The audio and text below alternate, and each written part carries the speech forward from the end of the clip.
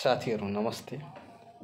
आजको चाहिँ यस प्रस्तुतिमा चाहिँ कुनै इभेन्ट रिपोर्ट कसरी लेखिन्छ हैन, कसरी राम्रो तरिकाले लेख्न सकिन्छ त्यो बारेमा चाहिँ हामी चाहिँ छलफल गर्नेछौँ।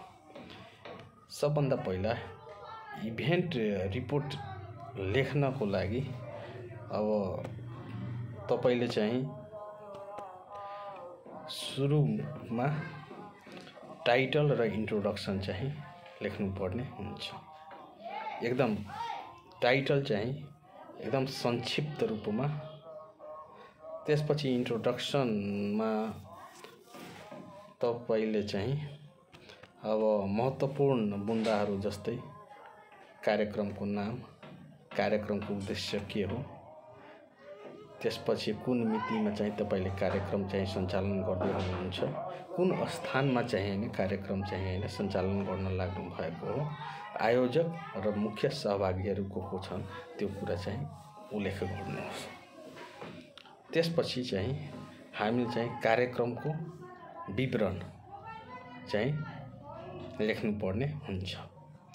अब कार्यक्रमको विवरणमा चाहिँ यो कार्यक्रमको उद्देश्य के हो, कार्यक्रम किन चाहिँ गर्नु भएको हो त्यो चाहिँ एकदम प्रष्ट रूपले चाहिँ तपाईले चाहिँ व्याख्या गर्नुपर्ने हुन्छ।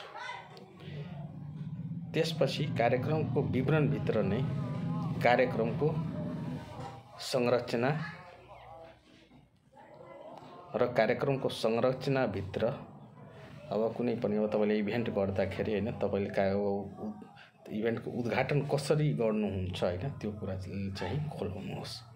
त्यसपछि अब त्यही कार्यक्रमको संरचना भित्र नै तपाईले चाहिँ हैन प्रमुख वक्ताहरूको चाहिँ सम्बोधनलाई राख्नु हो। त्यसपछि त्यही अब कार्यक्रमको संरचना भित्र नै प्रस्तुतिकरणका वा छलफलका विषयवस्तुहरू पनि राख्नुस्। अनि त्यसपछि अब अन्तर्क्रिया र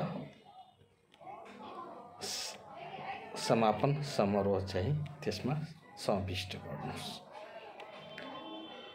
अनि त्यसपछि चाहिँ हामी मुख्य गतिविधिहरू चाहिँ दिनुपर्ने हुन्छ। मुख्य गतिविधिहरूमा कार्यक्रममा हैन भएका प्रमुख गतिविधिहरू के छन् त्यो कुरा चाहिँ इभेन्ट रिपोर्टमा प्रष्ट रूपले लेख्नुस् र प्रत्येक गतिविधिको चाहिँ उद्देश्य र को चाहिँ त्यो गतिविधिमा को चाहिँ सहभागी भयो त्यो कुरा चाहिँ उल्लेख गर्नुस्।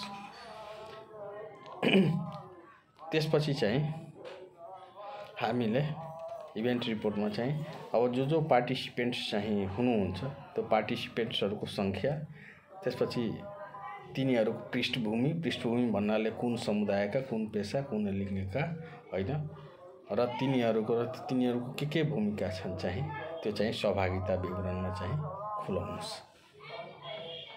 अनि सहभागिता विवरणमै नि हैन पार्टिसिपेन्ट्स डिटेल्समा नै तपाईले चाहिँ अब सहभागीहरूको प्रतिक्रियाहरू पनि संक्षिप्त रूपमा चाहिँ समावेश गर्नुहोस्।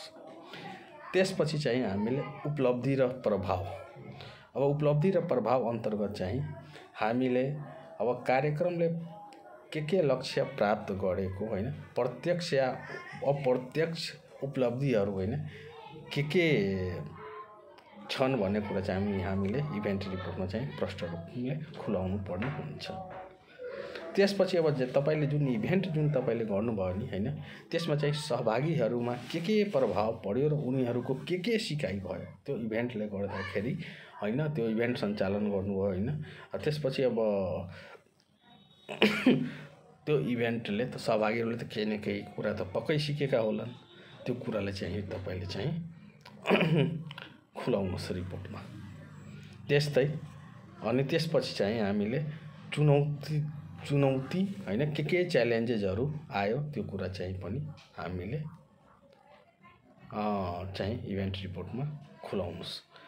जसरी हैन कार्यक्रम सञ्चालनको क्रममा चाहिँ प्रमुख चुनौतीहरू के देखियो त्यो कुरा चाहिँ लेख्नुहोस्। त्यसपछि अब आगामी जुन अब तपाईले अब कार्यक्रम गर्नुहुन्छ हैन त्यसमा चाहिँ के कुरामा चाहिँ सुधार गर्न सकिन्छ त्यो कुरा चाहिँ पनि त्यो चुनौती र सिकाइ अन्तर्गत लेख्नुहोस्। त्यसपछि चाहिँ हामीले अब लास्टमा चाहिँ हामीले अब त्यो के होइन त्यो इभेन्ट गर्दाखेरि होइन के निष्कर्ष निस्कियो भन्ने कुरा चाहिँ संक्षिप्तमा चाहिँ त्यो इभेन्टको मूल्याङ्कन गर्दै चाहिँ तपाईँले निष्कर्ष चाहिँ संक्षिप्तमा चाहिँ लेख्नुहोस्। अनि त्यसपछि भविष्यमा यदि यस्ता कार्यक्रमहरू सञ्चालन गर्नु पर्यो भने यसले अझ प्रभावकारी बनाउन के चाहिँ आवश्यक सिफारिसहरू हुन्छ होइन, त्यो चाहिँ सिफारिस त्यो पनि तपाईँले चाहिँ इभेन्ट रिपोर्टमा लेख्नुहोस्। अनि त्यो इभेन्ट गर्ने क्रममा अब तपाईँले चाहिँ होइन फोटोजहरू, त्यसपछि अब सहभागीहरूको नामावली, त्यसपछि अब जुन हुन्छ नि त्यो इभेन्टको त्यो कार्यक्रम चाहिँ तालिका होइन आदिले पनि त्यो इभेन्ट रिपोर्टमा समावेश गर्नुहोस्। यसरी बनाइएको रिपोर्ट चाहिँ एकदम प्रभावकारी हुन्छ।